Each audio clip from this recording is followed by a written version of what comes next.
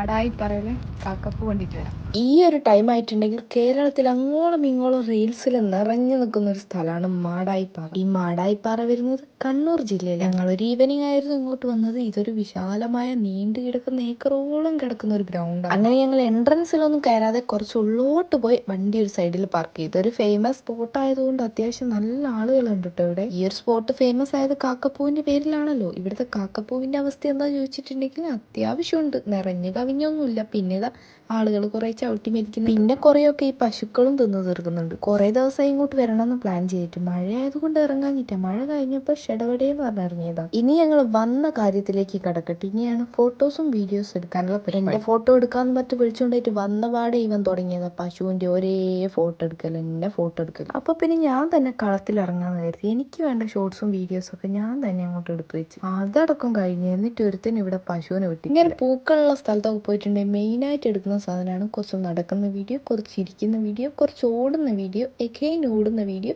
പിന്നെ ഒരു ലോഡ് കറക്കം. ഇതൊക്കെ കഴിഞ്ഞപ്പോൾ ഞാനൊരു ഇരുന്നിട്ട് ഇവനിത് പിന്നെ പശുവിൻ്റെ പിറകെ തന്നെ എന്ത് കണ്ടിട്ടാണെന്ന് എനിക്കൊന്നും മനസ്സിലാക്കി. പിന്നെ ഒരു കാര്യം, നിറഞ്ഞു നിൽക്കുന്ന കാക്കപ്പൂവാണെന്നൊന്നും കരുതിയിട്ട് ആരും ഇങ്ങോട്ട് വരണ്ട, അതിന് മാത്രമൊന്നുമില്ല. എന്തായാലും ഈ പ്രാവശ്യം ഇവിടെ വന്നിട്ടുള്ളവർ ആരെങ്കിലും ഉണ്ടെങ്കിൽ കമൻറ്റ്